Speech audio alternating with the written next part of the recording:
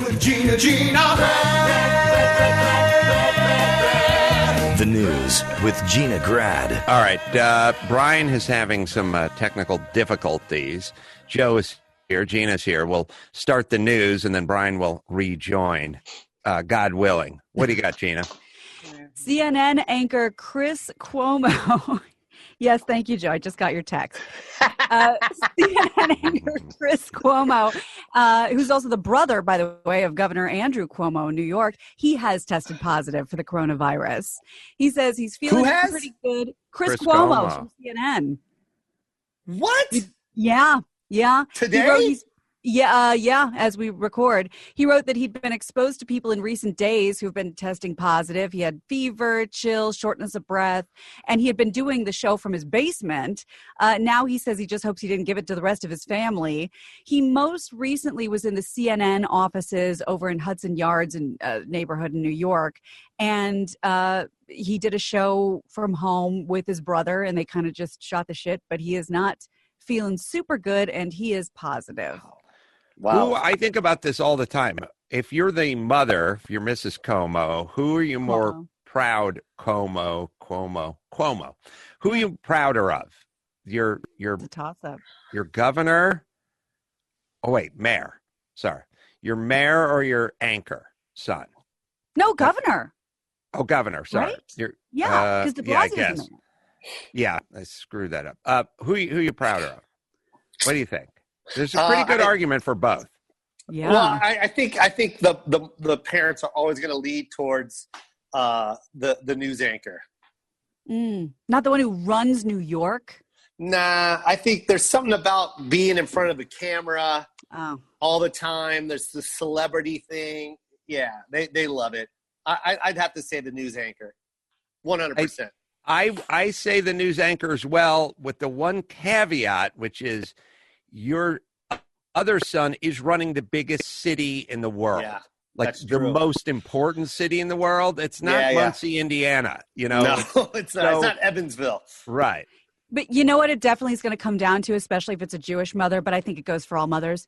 Perks. Which one gives her the bigger perks? Yeah. And I think if she lives in New York, governor's son. You don't wait for a table. You don't wait for a car ride. You don't wait for anything. I got another one, though. I got another one, you guys. You ready for this? CNN has a pass in every state. Everyone sees CNN. That's true. Not and New York is very specific. Yeah. You know what I mean? Everyone has CNN. Everyone knows that brother. Everyone watches his show. If my son ever anchored at CNN, I'd never leave the airport. I'd just stand around airport bars getting drunk. I'd just get shit-faced at LAX. 100%. I'd go there not to travel, just to sit at a bar and go, hey, see that guy? I know that kid. There he is again. I can't get away from my son. That's right. I'm sorry, you're what? That's my boy son up there. That's my God. The hard-hitting facts. Yeah. No, he's up on the TV there. He's up there. Oh. Yeah. Your son is Chris Cuomo? Yeah, that's why Corolla? Yeah, that's why I shower at the airport. That's why I'm like that Tom Hanks character with the weird accent. Yeah, that's me. Because I could see my son. Oh, you must be so proud. Yes. Let me buy you a drink. Also, then it'd be annoying, too. Like, could you imagine? Because they're on every screen. Yeah. Everyone, but the sound is down, and everyone's just talking at the bar with, like, their back to them. And as your parent, like, Joe, your mom would have to go to everyone and bang them on the shoulder, right? Yeah. Go, hey, and she would. Pay attention. Yeah. Look, come on. Yeah. Look what's going on over there. What are you talking about? What's so important? What's so important about what you guys are talking about? So you're ignoring my son up there. He's over your shoulder. Yeah. Turn around. Yeah. Right. 100%. Stop eating your fries. My son is talking about coronavirus. Where's your son? Right there on the TV. You're eating meatballs. Look. Oh. Yeah, well, we got that as an appetizer. The sound's down. I can't read Yeah, but lips, just sweetie. look, read. There's subtitle. Read it. Read. Oh, yeah. That's my son. Listen. That's my son. Crazy Filipino lady. Yeah. I gotta get a connection to Denver in about 20 minutes. I just want to enjoy my appetizers. And you have 3 minutes to look at my son. Look. Yeah, I get it. Yeah, I've seen that guy. I'm kind of a Fox News guy. I don't. I like Hannity. That's why you eat meatballs, huh? Yeah, that's 10 fake, o'clock fake in the news. morning. Honey, I'm sorry. Are we going to finish planning our wedding right now or not? Hey, lady, there's other things that's more important than that. How about my son on TV? Why don't you look at that, huh? Oh, yeah. Fake news. We're kind of trying to my son. decide on an officiant right now. Who cares about that? This is hard-hitting news. Look, that's my son. Hey, old witch, don't you have a plane to catch? I mean, what are you doing? Hey, why don't you eat your meatballs, you fat American, huh? Hey, let's not bring race into this. American? Filipino. All right, sorry. Well, on the other side of the spectrum, Rita Wilson, Tom and Rita feeling better, out of quarantine, on the mend. She's now calling herself a COVID-19 survivor in her update since returning home from from Australia, where they were both quarantined. She posted a picture with Larry David and I think we have that from maybe a year or so ago. Just kind of looking back at her years, about all, the various accomplishments. She says she was starring in a Broadway show with Larry David. This is before she found out she was diagnosed with breast cancer. Then March 29th also marks 5 years of being cancer-free. She goes on to say all these significant things about March 29th, and now she can add to the list a coronavirus survivor. All right, let's get back to parents. Rita Wilson, talented, a great actress in her own right, and beyond.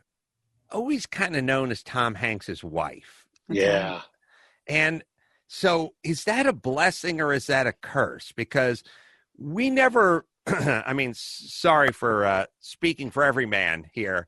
I don't know if she's amazingly gifted, an exquisite writer and producer and actress, because I'm always kind of think of her as, oh, that's Tom Hanks's wife, and she acts too. Yeah. But I don't give her top billing. Is that a weird curse? Like as you get to the end of your life and the end of your career, to just always being thought of, oh, that great guy's wife who also acts. You know who else she's a thought great that? Actress. Yes. You know who else thought that? Rita Wilson. You think so? For sure. For sure. That was a hard thing. That's a hard pill to swallow. Like you guys share the same you guys are in the same career. You have to make the decision to be like, all right, if I marry this guy, everyone's always going to know who my husband is. And you know that going into it. She that's the sucky part. Well, but she doesn't open movies like Tom Hanks opened movies.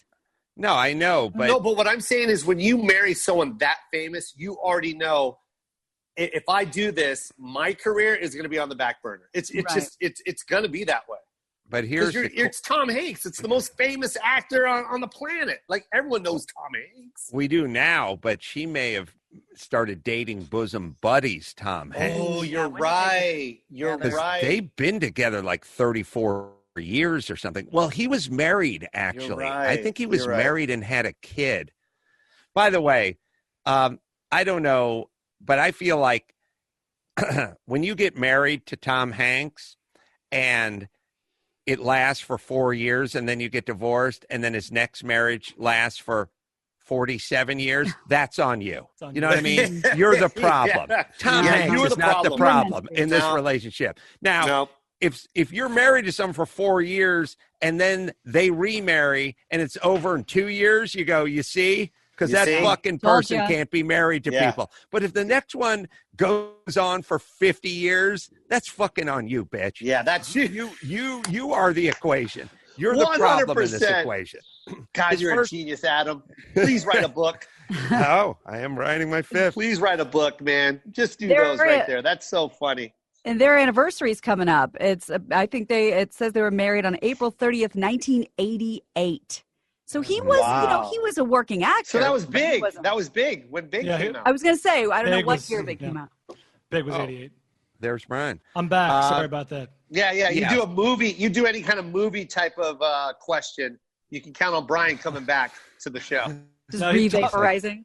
Tom Hanks was a pretty big star at that point. Not the Tom Hanks we all know and love, the Oscar winner, but he was a household name. So Adam, that answers your question. Yeah. Well, that wait a answers minute. your question, Adam. So that I was right. Rita knew that this would be a big decision because he was huge. That was a huge movie, and it just skyrocketed after Big.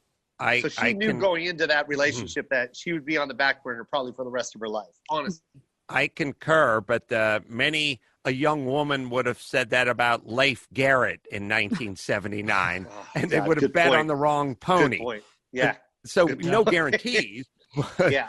But here's the thing too. I'm curious. They got married in '88. I'm wondering when they started dating, because the marriage, sometimes if you're dating for 2 years, that could have been, I don't know, Joe versus the volcano or bosom buddies, Tom Hanks. But their anniversary is what, 88? So they're on 32 years. Is that correct? Yeah. How long was he married to his first wife, and can we make fun of her? It says Samantha Luz, Loser. 1978 division or divorce. It just says DIV. 1987, and he was married. Was there a little crossover? I think know. There's a little cross pollination there. Yeah. And they have a child from that first one, right? Did they have a kid from that first one? Stephen Hanks.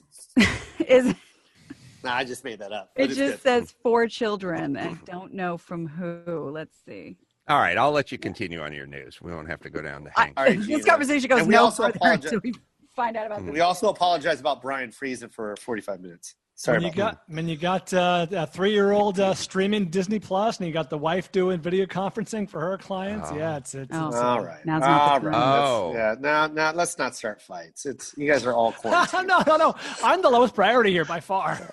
So what happened is you put on the toaster oven and your wife fired up the hairdryer and we blew a fuse. Exactly. That would happen. I did think far enough ahead to make sure Tessa was watching the actual satellite TV, so that wouldn't interfere. But Christy was doing a conference call with one of her clients. Yeah, so here we are.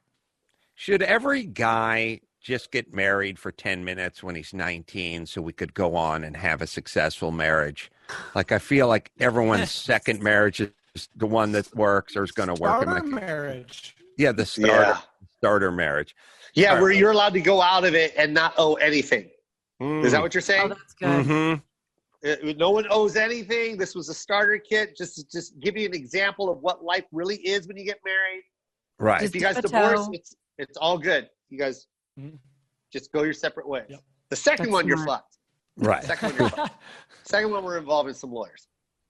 So I mentioned South Africa at the beginning of the show. Yes. Matt brought this to my attention because, his wife Julie has family there, and they're under a 3-week lockdown, which is way more stringent than ours. The government has banned the sale of alcohol and cigarettes and jogging and walking your dog, and they warn offenders that they could be prosecuted, they could be fined, they could be jailed. And I looked at the headlines, just South Africa quarantine, and everything this morning was all about firing rubber bullets at people in line at the grocery store. So they are the opposite of Sweden right now in this grand experiment. Well, Joe's not going to play Sun City, I can tell you that much. No. And why are they so stringent over there? What's different? They want to keep people in the house that bad. I'm looking at the BBC. But why? What culturally do you think is so different? I mean, everyone wants to keep everyone in the house, but no one's doing this. I don't know. I don't know if he has this kind of information, and not to put him on the spot, but Matt may be the person to ask on that one since his in-laws are there. I will certainly ask, but I do not know specifically why there. I just know it's always really, really crazy over there. It's a very volatile country anyway. So, trying to keep people in their house is just obviously another way of trying to control them. Well, it's kind of interesting in that Sweden culturally will work on the honor system, and maybe South Africa won't work on the honor system. It works on the pepper spray and rubber bullet system.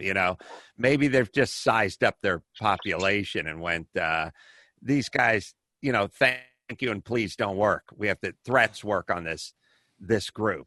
I don't know. There's certain groups that respond to, hey, do me a solid. And then other groups are like, I'm going to cut your fucking hands off if you steal. And that's how that's what works on them. Yeah, but they also have a rich history of apartheid and other problems, and maybe, they may lean a little heavily on force when other cultures wouldn't. Rough trade, man. Who's in charge? But the government there is now black, right? This isn't the blue-eyed devil imposing this, are they? So it's kind of interesting. Yeah, it's a black guy in charge. Black guy in charge. I knew it. Yep. I mean, I knew it. Called it. Cyril Ramaphosa. Yeah, suck to be a white farmer in South Africa about now, which you don't want to do. Here's what you don't want for your son. You don't want your white son to have a society that had years and years and decades of apartheid, and then he buys a plot of land, and then the entire government changes in the course of a year. He is fucked if that happens. Yeah. And I would give up the land and move to aforementioned Sweden. All right. Sorry, Gene. The site of the U.S. Open tennis tournament, that's in New York City, that is going to become a temporary medical facility with 250 beds. That's going to help ease the strain on the city's hospitals. And we know that the Mercy ships have now docked, one in New York, one in Long Beach, I believe. Oh, so Flushing Meadows? Is that Flushing Meadows? I think where the U.S. Open is? Yeah. I took a train there with Jimmy once after we took that picture of eating at a diner. We went to Flushing Meadows. You know what I say they should do? If they do a triage on a tennis court and like one of the doctors drops a syringe, a 14-year-old boy should sprint across, grab it, and run it to the other side. Like they should have ball boys doing everything. If a guy's mask hits the ground or the guy's surgical scrubs fall on the ground, just go running across. Just running across. And McEnroe should be there arguing with the doctors. Like they should do the full effect, right? Yeah, if you're going to be there. Should call it. Yeah. Mm-hmm. I actually thought about you the other day, Adam, because I thought about what you've said about, the American musical and giant bridges and things like that. When you say, that's the best of humanity. Mm-hmm. And when you see footage of the USNS Mercy pulling into the dock with just, these world-class medical professionals and this sterile environment, and it's going to be, treating people off, literally off-site, off-land, so that people with coronavirus can be in the hospital. Everybody else is going onto this ship that are usually taking care of people in the middle of a war. That's the best of humanity. They just pulled right up to the dock, and they're going to, save as many people as they can. Yeah, it's when you see that ship pull up, you go, "Oh, I'm glad I'm part of that society." Yeah. Also, the big red cross, isn't the Swiss flag just the big red cross, or is it a blue cross? Or what cross do they have? What's on the Swiss? Is the Swiss flag a white cross on red? I don't know if I'm inverting it or not, but we'll find it. Oh, yeah, you're right. Oh, look it's at you. On a red. I knew it the You're whole right. time. I think I know what you're thinking of, Corolla. You're thinking of Swiss Army knife. I must be thinking of Swiss Army knife. Yes. Let's try that. It is nice. It is Swiss Army knife would still have the same flag as the Swiss Army. It does give you. It is on the Swiss Army knife, and the Swiss Army knife is red. When you see that, you get a certain amount of pride. You go, good. This is us in action. This is what we can do when we mobilize. We forget how good we can be if we put a little fire in our bellies and get to it. So good. And that's what kind of makes me, when people talk about, oh, this thing's going to drag on for months, I go, I don't know. Like if we're going fast and we're testing and we're spreading it around, I think we might wrap this up sooner than later. I hope. Yeah. Yeah, it is real. Sure. I'm sorry, Gina. I know you're doing the news, but it is real. And the thing is, we're so like, even though the news is showing us that this is real, for some reason we don't think that it's real unless you have someone directly in your group of people that you associate with. And when I found out Michael Yo actually FaceTimed me from ICU, and I couldn't believe it. Like he couldn't breathe. He was in there for 8 days. He got it when he was in New York, and we cried together. They took him away from his wife and his family, and they said, this can either go really well or really bad. But unfortunately, your wife and kids can't be around you right now because you're infected. And that reality is just crazy. Like to know that I might die in here, and I never saw my family to say goodbye. And that's the reality. He survived. I just spoke to him again yesterday. He's still coughing. He's still in self-quarantine in his own home right now. And they said that he's clear, but man, it's real. And I didn't know it was that real until someone like Michael Yo told me that he had it. I hope I shine some light on something, but it was like, that's a personal friend. And it was just like, wow, here we are shedding tears with something I only thought could never happen to me because I'm watching the news. And it's like, oh, it's only happening out there. He lives right down the street from me. I had a positive thought on this whole thing as you were saying that with the wife and the kids, which is, when my daughter was young and I would go to pick her up, she'd go, poo-poo, daddy. So I set her down. She didn't take a dump. She just wanted me to put her down, and she she said poo. And so I'm wondering now if I can, if turnabout is fair play. Like if later on she's like, can you drive me to the mall? And I'm like, Corona. Yeah, Corona. And she's like, oh, fuck it, I'll Uber. And then later on she'll go like, can you drive me to college, or can you move my shit? And I'll just be like, Corona. And she'll be like, oh, okay, I'll just fucking find something. And they'll do it. Like, I wonder if I can make this work for me. That's all I'm saying. Yeah.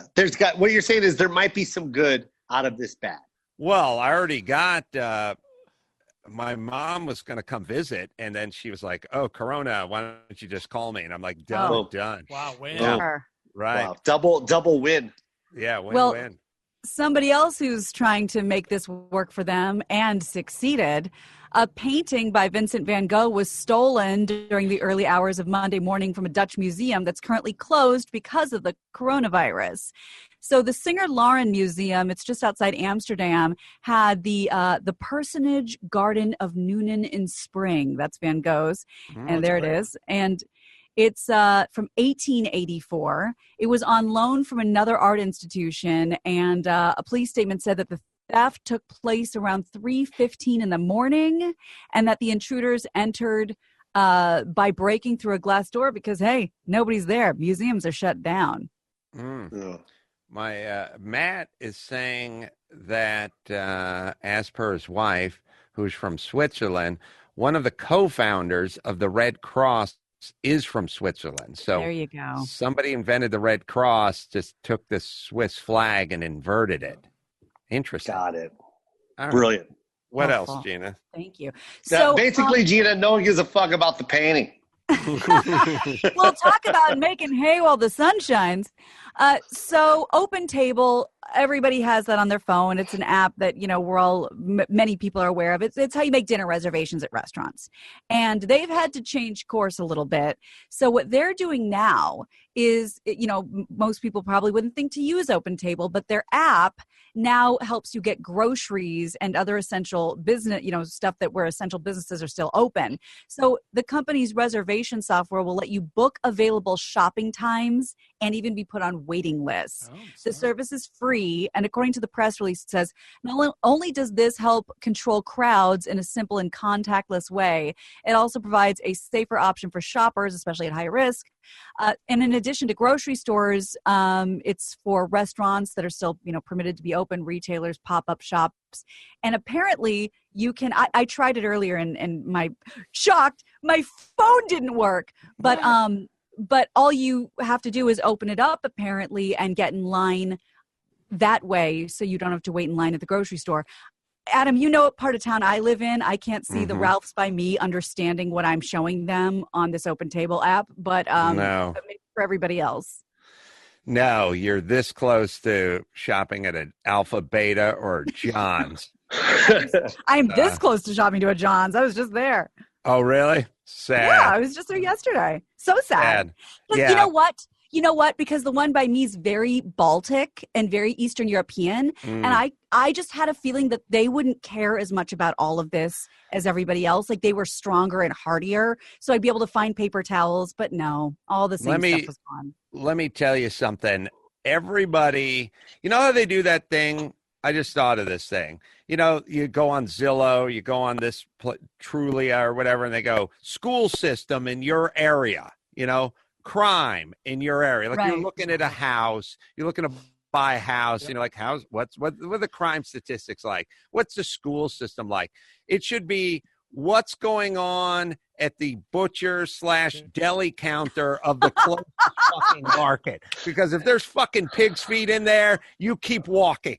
Oh my God. You know the delicacies of the foreign lands of the grocery store near my house. You go to the fucking Gelson's in Encino, and it's just a bevy of pre-made salads and fried chicken and tofu-related scrumdiddlyicious stuff.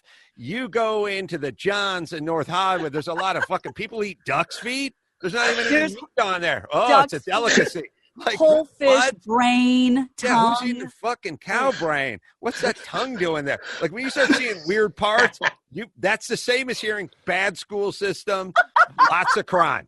100%. Every bit is bad. And listen, Zillow, if you're listening, include the deli counter at the closest market to the address. Hilarious. Owe it to us. It's Gina, what are you seeing in that glass? I mean, it's like a fucking wet market in Putang. There's bats. So everybody's teleconferencing right now. Everybody's on Zoom. Everybody's on the Google team and all the chat stuff. But we're not all doing it the same way. So everyone's working from home and video conferencing. And according to this survey, well, first of all, a lot of people turn off their video completely. You can just do it vocally. And there's a reason for that. Let me just chime in. Yeah. I was having this thought the other night. There are going to be casualties of this technology, right? Like there is going to be that thing where like Billy Idol famously got busted because he had the nanny baby speaker, whatever, and his wife was like down by the pool with the monitor, and he went into like the whatever room and he was talking to his girlfriend, you know, and she was just by the pool listening there. He's a victim of technology. Right? Oh yeah, he's a victim. Yeah. How many fucking people are going to have? Yes. Going to have this Zoom thing up or the whatever chat thing up, and they're going to fucking leave the shit running, and they're going to go to the other room and squeeze one out, and we're going to see him in the reflection of the mirror beating off the whole time, or a towel or something, or so true about their wife or whatever. Or their whatever tab is open on their computer, whatever they're already happened to Britt Hume, right? Remember that story? Like he had the thing of the naughty waitresses or nurses up there, whatever. There's going to be a bevy of celebrities and business people that are busted, right? Something 100%. 100%. Well, there for the sort of the rest of us, this is a concern, but it's because people are either in various states of undress or completely naked on these daily teleconferencing calls these days. The survey found that 12% go completely commando, so they really do try to make an effort to make sure that their video is off. 44% go the other way. They try to look professional, at least from the top up. And 16% say they've rearranged their rooms so that they look, present nicer on these teleconferences. Sure. But 12%, they're going commando. I think we should all stand right now. All four of us. All five of us. Okay. All right. Joe's right. Let's see. All right. I'm wearing sweatpants. I'm wearing sweatpants. I'm wearing sweatpants. I'm wearing swim trunks. Oh, God. I knew Brian was going to be the naked one. The joke of it all is I'm the only one under the roof of Corolla Digital who wears a collared shirt every day and jeans. That said, I'm wearing swim trunks because it's a lovely day here in LA. I got out the inflatable pools. Tessa's going nuts, splashing around, throwing water at me. This is a swim day. That's funny. I was in full pajama pants yesterday. I'm going to tease an answer from Joe because I'm going to hit Tommy John. But Joe, a serious, semi-serious question. What people don't realize, doing stand-up is like working out. And literally, and if you talk to most stand-ups, and they go, I've been 3 days without doing stand-up, it's a lifetime. They feel like they've lost their fastball after 4 days. It's no different than if you took a professional MMA fighter and you said, don't train for 16 days and then get in the ring. They'd go, I get my ass kicked. You literally have to do it every day. And you're playing these major arenas and you want to bring your A game. When you come back, by the time you come back, you've been off for 9 weeks. Yeah. You're going to have some tune-up fights, I guess. Tell us what the plan is in a second. Joe, what are you going to do? You got to go back and play arenas. Yeah, I'm going to go right the minute they let me let us go. I'm going right to the Laugh Factory, and I'm going right to the Improv, and I'm going to crash some sets. I'm going to do a lot of sets. I'm going to put in a lot of work, multiple shows, and just work on it. I don't need much on the routine. The routine's ready. I just need that timing, that rhythm. So I'm going to go up a lot and do a lot of 5-minute guest sets around town.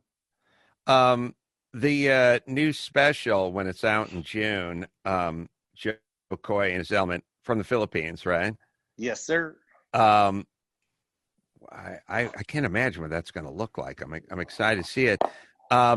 All new material from coming in hot?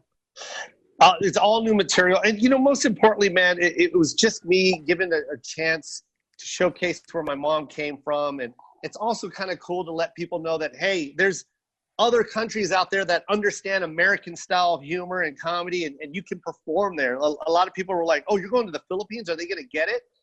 100% English speaking. They get our jokes, our humor. And it was a lot of fun, and it shows, and that's the cool thing about these streaming services, these Netflix blueprints, that we can actually do this kind of stuff and show the world about each other's cultures. All right, let's do one more, Gina Grad. All right. So a lot of executives are asking, employees to, furlough. Let's double back for 1 second. If you were doing conferencing and you are in the nude, are you doing that for pure comfort, or are you doing that because you have a bizarre fetish? Like, that was a good question. This person. Good question, Adam. I love that. Are you a creep, or are you really comfortable? Because no one's really comfortable when they're naked. I'm not either. I need boxer shorts. I don't care if I'm by myself. I need boxers. I think, Adam, really? And if you don't mind, yes, 100%. Listen, if you are doing a conference call and you are asshole naked from the shirt waist down, you're a creep. Yeah. You're a creep. Yeah, you probably scratch your dick about 15 times during that meeting, and that's just creepy shit. I saw Brian scratch his nose about 5 times. That's right. Or is it like a fuck you to the boss man? It's something other than it's so hot in this house that I can't wear fucking shorts. Like it's the same thing. It's like when any nudist camp, my grandmother used to want me to go to this nudist camp. I don't know why, but anytime you talk to that's another show. That's another show. Anytime you talk to someone who goes in a nudist camp, they're like, oh, the shorts and these t-shirts, they're so confining. I'm like, this caftan, so confining. Yeah, you can't play fucking bumper pool in shorts. Like, is that really fucking your game up? You have to be naked. Like, I have to look at back sack while you get the bridge out in order for you to be able to play. Like, first off, have you seen the Olympics? Have you seen what incredible feats people can accomplish in an outfit? You ever seen Michael Jordan take off from the free throw line? He wasn't nude. Yeah. He fucking took off and sailed through the air. He was wearing shorts. Think what he could have done if he was nude. Yes. Imagine his logo in the nude would have been horrible. He wouldn't have sold anything. Oh, somebody please Photoshop that. Just a dangling. Please, his dangling sack with his legs split open. Dunk it. Yeah. 3 balls in that picture. 3 balls. If I am 100% alone in the house, I would still put on some shorts when I come. Oh, I got to tell you, man. I gotta fly in the face of my own argument. I have people working in my yard, and the reason I have people working in my yard is because my guys who normally work for me were like, "What are we gonna do?" And I'm like, "Well, I want to pay you, but my wife's gonna freak out if you guys come in the house. So just go in the yard and just like pull every weed and pick up every piece of bark or stick." And then the other guy called and he goes, "Hey, my mom's out of work. Can she come?" And I was like, "Okay, she can come too." But everyone just do something in the yard. Later on, here's an interesting question for you. I'll circle back to it. So I go walking out to go in the swimming pool, as I always do in the morning, and I'm naked.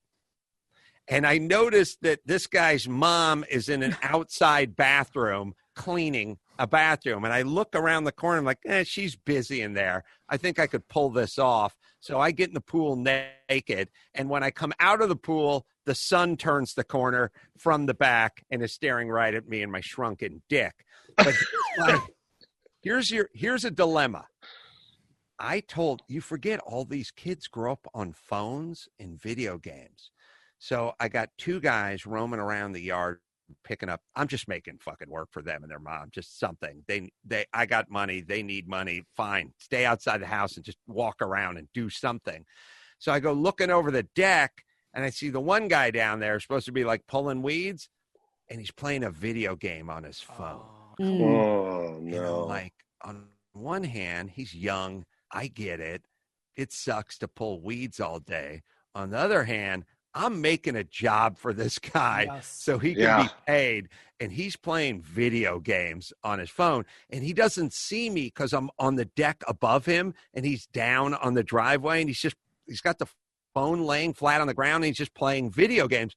And he's playing it for a while. Like, it's not like he got a phone call and was like, "Hold on, Nana, I'm working." He was just playing video games. Now, here's what I thought. I thought I would tell his partner, "You and your mom come tomorrow. The other guy can stay at home for one day and think about video games, and then he can come back." That's my head on it. Where do you guys come down? That's reasonable. You're paying. I mean, I would be more explanatory, like, "Hey man, as long as I'm playing video games, maybe stay at home tomorrow." But I will. I'll do that part. The cryptic message is, think about video games. Well, no, I mean, I would tell him, look, he was playing videos. I was watching him playing videos, and I'm trying to do the guy a favor and make work that I don't really even need. Yeah, you could fucking eat off my back lawn now. Like, there's nothing. There's nothing in the yard. Yeah. The sad part. Hey, man. Like, just pull a weed and play a video game. Yeah. What happened to multitasking? You can multitask. Do both, man. But then just act like you're working. But then I realized, imagine the allure if you're 20 and you grew up playing video games and you have this thing on you that has a video game in it, and someone says, "Just fucking do this thankless, aimless task of pulling weeds." What percentage of us would drift back to the video game, I guess is what I'm saying. It's right. It's on your hip. Gina, what have I said? Yeah. Remember, you're on a strict diet. Here is a pocket filled with M&Ms. Now go about your way. Now don't touch those M&Ms. But they're right here, and they're so delicious and candy. Peanut on the right, regular on the left pocket will fill your pocket. Now you are on a strict diet. Now go about your way. You're on the honor system. That's what I'm saying. No problem. Are you? Yeah, go ahead. These guys are hooked on video games from the time they're 9, right? Yeah. Now true. You have a fucking magical box with you that's your phone that has all the video games on it. Yeah. And we're going to tell you to do this mindless task for 8 hours. Don't crack into that phone. And remember, you think the boss is inside on the computer, right? Yeah. Right. But this has to be your Cesar Millan moment. This is when you go and you have to snap them out of it because they can't snap themselves. That's you saying stay home then. It's a coincidence because everyone I'm talking about is named Caesar. That's interesting. That's unfortunate. I love it. New Michael Jordan silhouette that I'm sure will be available at AdamCarolla.com. Very I'm Gina funny. Grad, and that's the news. That was the news with Gina Grad.